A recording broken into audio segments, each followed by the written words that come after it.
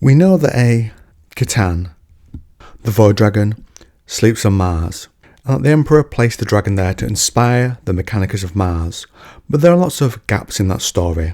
How did the Catan get to Earth? How did the Emperor defeat it and get it to Mars?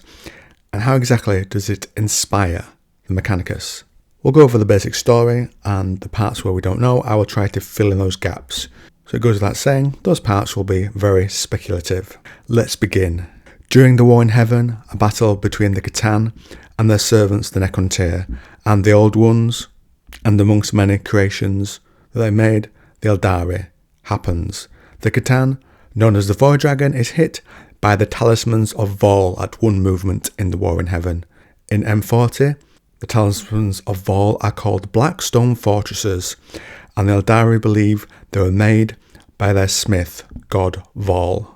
They fire beams of pure warp energy, a weakness the Catan seem to have, and after they win the war, the Catan are then broken up by the Necrons into shards and stored in tesseracts. It should be noted that the dragon Mag Ladroth was a master of the material realm and could create technology such as Noctilith warp suppression pylons.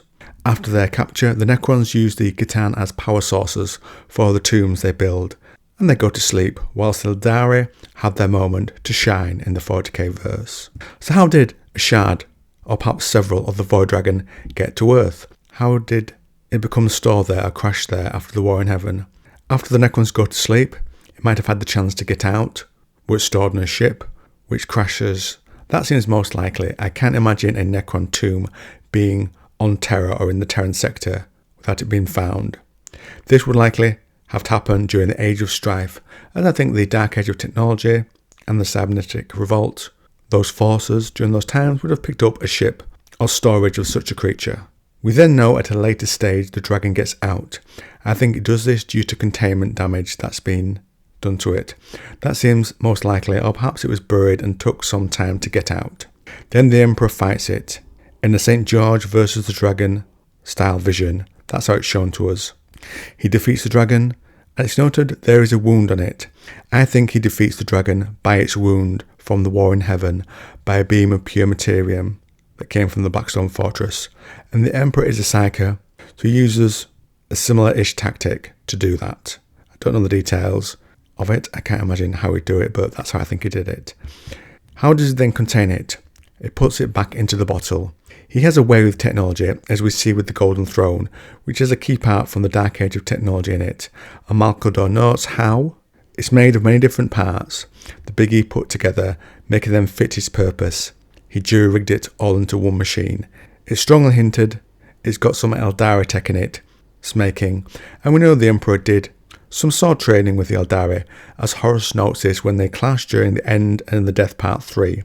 That means he also might have some Eldari knowledge about the Necrons from spending some time with them, or with one of them. This also might have helped him understand what the webway was and why he needed it. So it's locked up. How does he get it to Mars? The webway, from the Master of Mankind. The Mechanicum will supply your war on this single condition. The Omnisci himself once spoke of a route within this alien webway that reaches back to sacred Mars. Ad Nectar Primus Mendel named it the Elysian Path. No matter the cost, no matter the effort, you will see it reinforced and held, ready for use once the Omnisci's great work is completed. Even if thousands of other routes and passages must fall, you will ensure that the way to Mars remains in Imperial control. And I will state here, I think the St. George story is a metaphor, and that the Big E found and subjugated the Catan later in the timeline, likely the Age of Strife. The story of the dragon is hinted at to be just that, a metaphor. In the book, Dahlia speaks to Melusine. The one thing a lot of these stories have in common, she said, is that the dragon, even though it's beaten, isn't destroyed, but is somehow sublimated into a form where goodness and sentient life can flow into the world from its defeat. What does that even mean? Asked Severin. All right, put it this way, said Dahlia, using her hands as much as her words to communicate her increasing passions. In Revelatus Draconis, the writer describes a dragon slain by a sky god with a thunder weapon to free the waters needed to nourish the world. Another tale speaks of a murdered serpent goddess who held mysterious tablets and whose body was used to create the heavens and earth. So what does all this mean? Asked Severin. It's all very interesting, but why does talking about dragons need a vox blocker? Isn't it obvious? Asked Dahlia, before remembering that her friends didn't possess the innate faculties for data recall that she did. It's clear that these defeated forces, these dragons, were still considered valuable, and it follows that these early writers understood that the conflict between dragon and dragon slayer wasn't a contest of genocide for one or the other, but an internal struggle for the good of the world. Both sides needed to have their powers expressed and the balance maintained. Even these ancient enemies needed one another. If he might have known where it was from, and with his future seeing, that also covers why he placed it on Mars. He needed them as allies for their technological abilities.